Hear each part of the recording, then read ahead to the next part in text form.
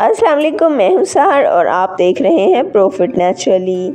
नाज़रीन, आज की वीडियो में हम आपके लिए लेके आए हैं बहुत ही शानदार कुकिंग टिप्स। करेले कड़वे कसैले नहीं बनेंगे।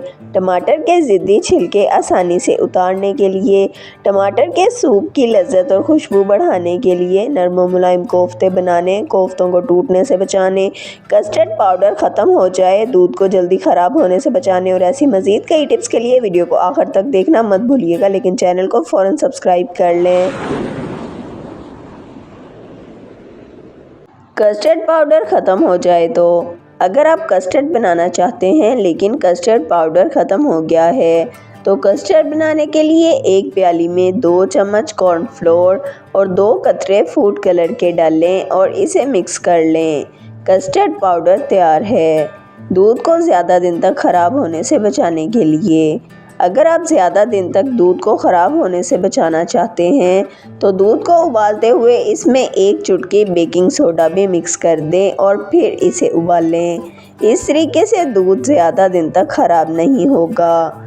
नरम व मुलायम कोफ्ते बनाने के लिए, अक्सर कोफ्ते बनाए जाएं तो ये सख्त हो जाते हैं।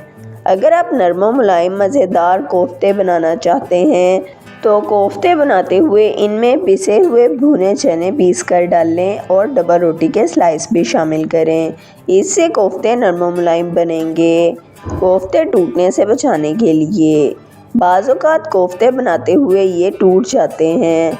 अगर आप कोफ्ते बनाते हुए इन्हें टूटने से बचाना चाहते हैं तो इन्हें बनाते हुए अंडे भी डाल लें और अच्छी तरह मिक्स करें। इसके अलावा कोफ्ते का सालन बनाते हुए कोफ्ते पहले से बना कर रखें और इन्हें तल कर सालन में शामिल करें। ऐसा करने से कोफ्ते टूटने से बच जाते हैं और सालन का जायका भी अच्छा बनता है। हरी चटनी का जायका और लज्जत बढ़ाने के लिए, हरे धनिया और पुदीने की चटनी को ज़्यादा मज़ेदार बनाने के लिए चटनी बनाते हुए इसमें कोई खट्टा फल भी शामिल कर दें।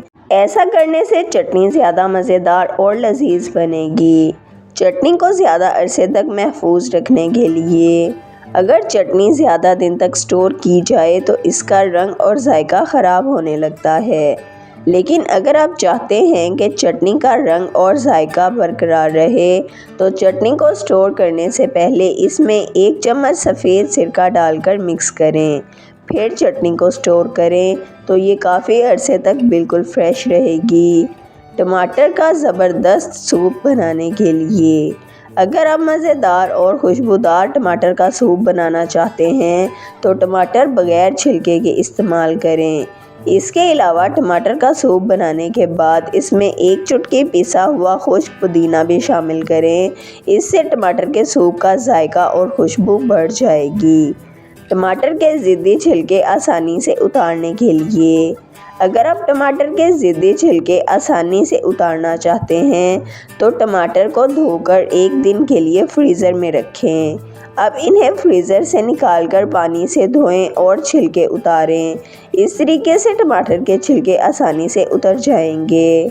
यखनी और सूप का जायका मज़ीद बढ़ाने के लिए, अगर आप यखनी और सूप का जायका बढ़ाना चाहते हैं तो फलों को काटने के बाद इनके छिलके फेंकने की बजाय इन्हें धोकर यखनी बनाने में इस्तेमाल करें। इससे यखनी और सूप का जायका मज़ीद बढ़ जाएगा। करेले अब कभी कड़वे कसेले नहीं बनेंगे। करेले का कड़वापन ख़त्म करना अक्सर लोगों को बहुत मुश्किल लगता है।